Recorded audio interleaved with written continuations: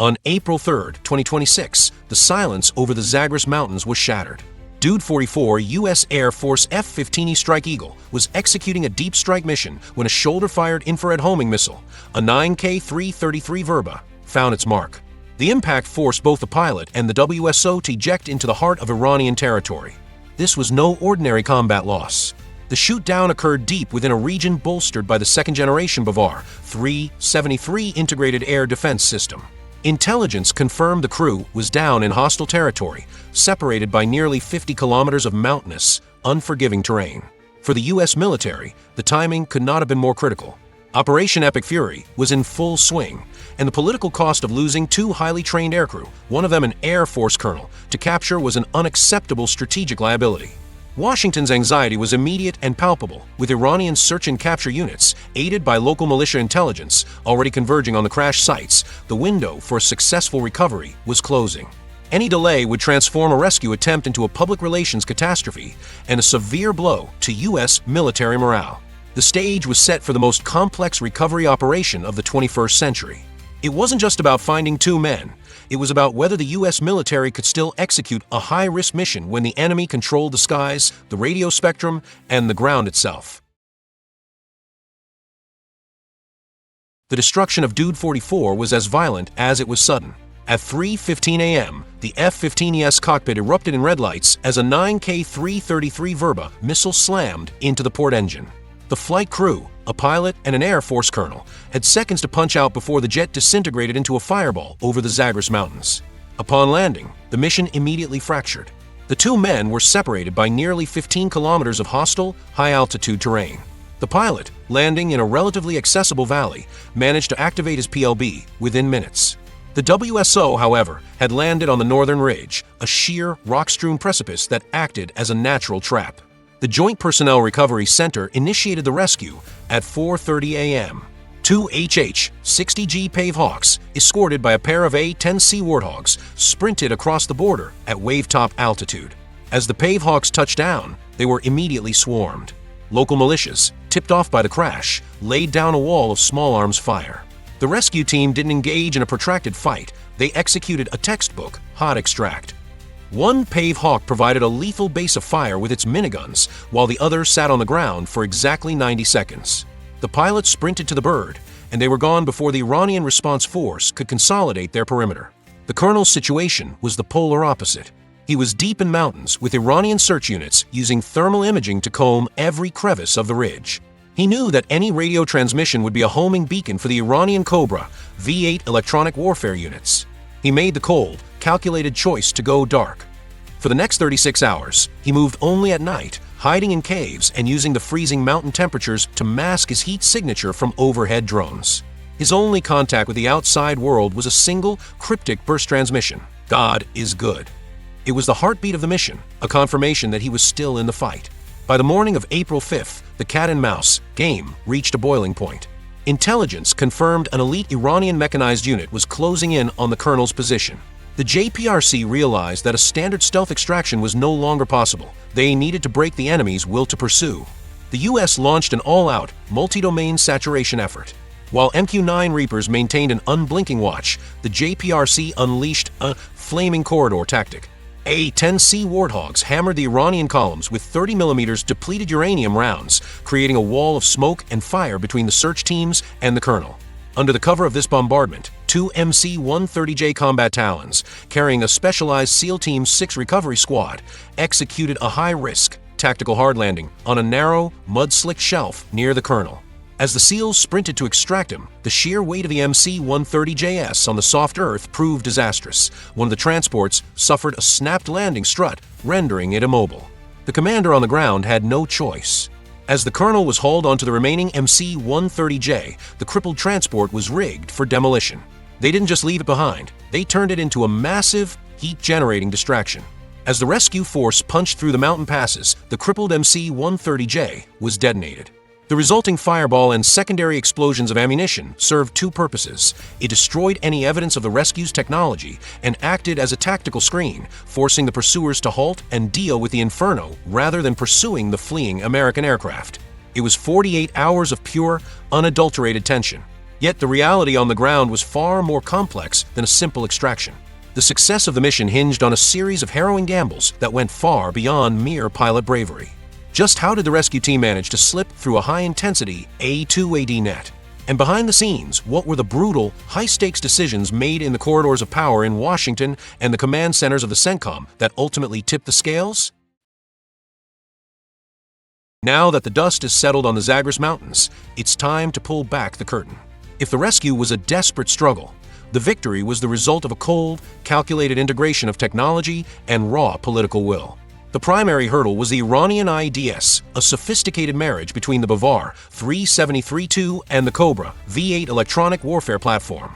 This wasn't just a radar network, it was an adaptive, frequency-hopping grid designed to turn the mission area into an electronic black hole. The moment the rescue team entered, they were fighting for their lives in the electromagnetic spectrum. To break this, the JPRC didn't just fly through, they hacked the environment. They employed a multi-layered communication architecture using low-orbit satellite constellations to bypass the jamming. More importantly, the A-10C Warthogs squadron didn't just act as close-air support, they were the electronic shield. They deployed high-intensity electronic countermeasures that flooded Iranian sensors with noise, essentially creating a digital corridor for the rescue aircraft to sprint through. It was a classic brute force technical solution to a high-tech problem. The most critical factor, however, happened in the White House Situation Room. Faced with the nightmare of a senior WSO being captured and potentially interrogated for the 2026 electronic warfare protocols, the Trump administration took a path rarely seen in modern history. They authorized asymmetric ROE. For the first time in the campaign, field commanders were granted the authority to execute strikes based solely on electronic signature detection.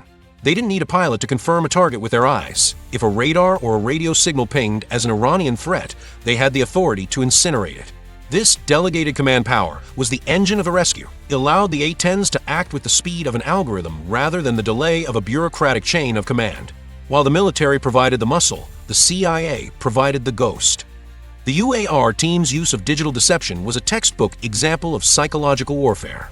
By flooding intercepted frequencies and social media with fabricated evidence that the WSO had already been exfiltrated to Iraq, they manipulated the Iranian command structure.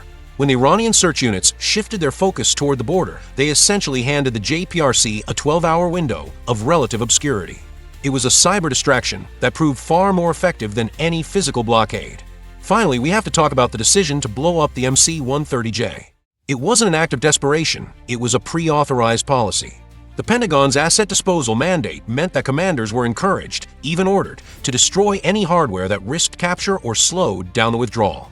In the logic of 2026, airframes are replaceable, but the operational security of sensor packages and the morale of the combat force are priceless. This rescue proved that modern warfare has moved beyond just guns and guts. It's a game of spectrum dominance, high-level political gambling, and the ruthless, efficient use of every tool in the shed. The rescue of the Dude 44 crew wasn't just a win, it was a blueprint for how the US intends to win in a world where the enemy is always watching. The rescue of the Dude 44 crew wasn't just a tactical success, it was a watershed moment that closed a 40-year loop in American military history. To understand the significance of this 2026 operation, you have to look back at the disaster of 1980's Operation Eagle Claw. Back then, the attempt to rescue hostages in Tehran collapsed under the weight of inter-service friction, a lack of unified command, and equipment that wasn't fit for the environment. It was a failure of organization as much as execution. Fast forward to 2026, and the contrast is stark.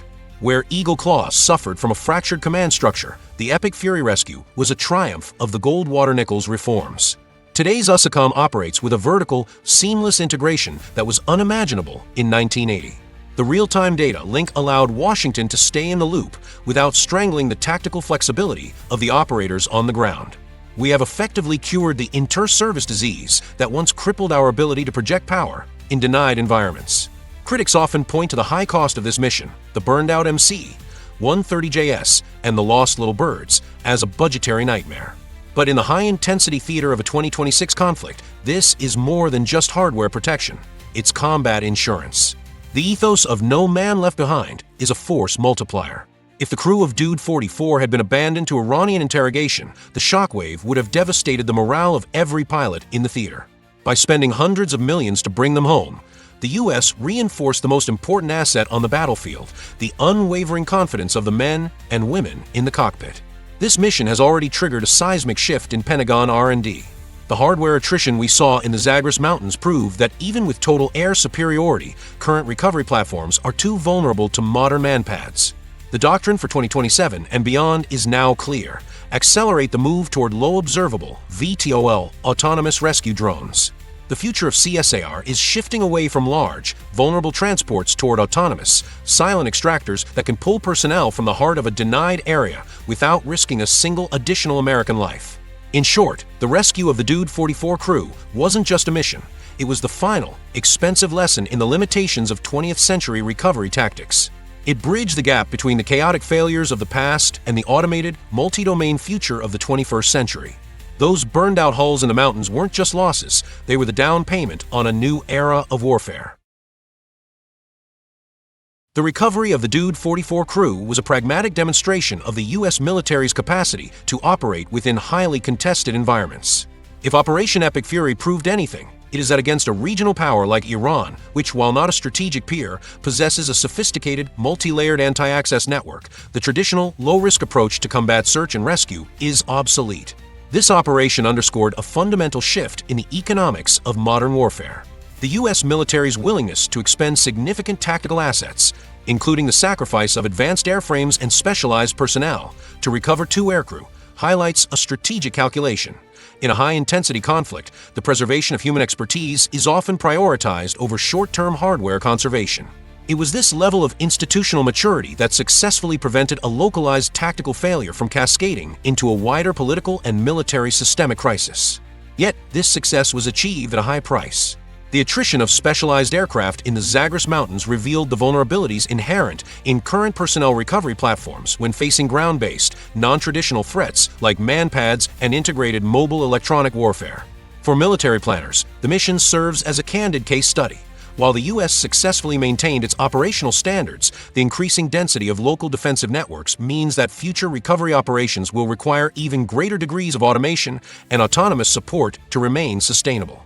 Ultimately, the Dude 44 rescue confirms that the U.S. military retains a distinct operational edge in crisis management. By successfully extracting personnel from a complex, non-permissive environment under immediate enemy pressure, the U.S. reaffirmed its ability to project force and protect its assets globally. However, the mission also serves as a sobering data point for future procurement. The ability to rescue aircrew in a modern combat zone is becoming increasingly resource-intensive, necessitating a move toward more resilient, perhaps unmanned, recovery frameworks. The operation did not redefine the nature of the conflict, but it did establish a new, demanding benchmark for what it takes to bring one's own home in the 21st century.